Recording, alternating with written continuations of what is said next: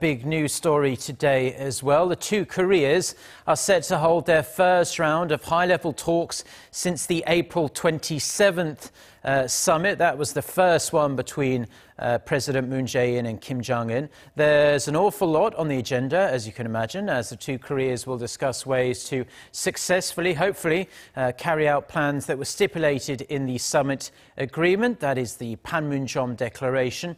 Let's turn things over now to our Unification Ministry correspondent, who's also up very early for us, Oh Jung-hee. She is standing by at Seoul's office for the Inter-Korean Dialogue. Jung-hee.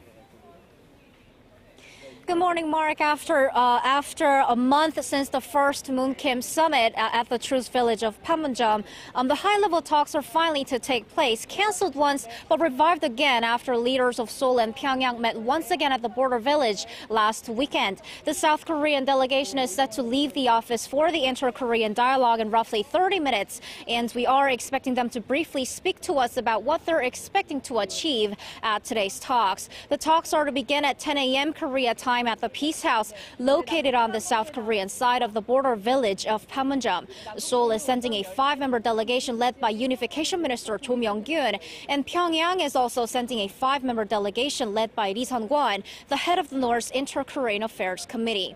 Now, what we should pay special attention to is who are making up the delegations of each side.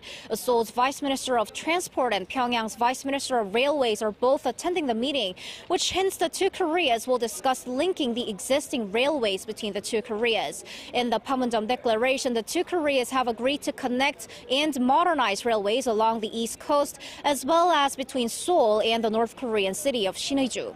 The forming of joint teams for the Asian Games held in Indonesia this August seems to also be on the table, with the vice ministers of sports from South and North Korea both taking part in Friday's talks. And there's the possibility of forestation projects being brought up, as Seoul says the vice minister of its Forest Service may also be in the meeting. Jung-hee, you've mentioned a lot of what will be on the agenda there, but what else can we expect to be discussed today? Because, like you say, both Koreas have a lot to talk about. The leaders of Seoul and Pyongyang set out a whole range of plans in their April 27th summit agreement, the Panmunjom Declaration, and today's talks are really about setting those in motion. That's right. We are actually expecting a plethora of issues to come up today. There are just too many issues to be discussed between the two Koreas at today's talks. But above anything else, the most important would be to set the dates for the inter-Korean military talks, that to lower military tension on the Korean peninsula, and Red Cross talks for holding a reunion of families separated during the Korean War. They were both expected to be held within May, but the schedules have already been delayed quite much.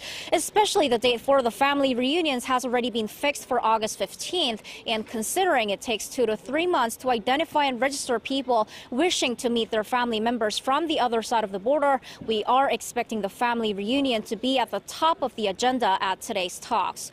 Also believed to be among the talking points is the two Koreas holding a joint event on major shared dates.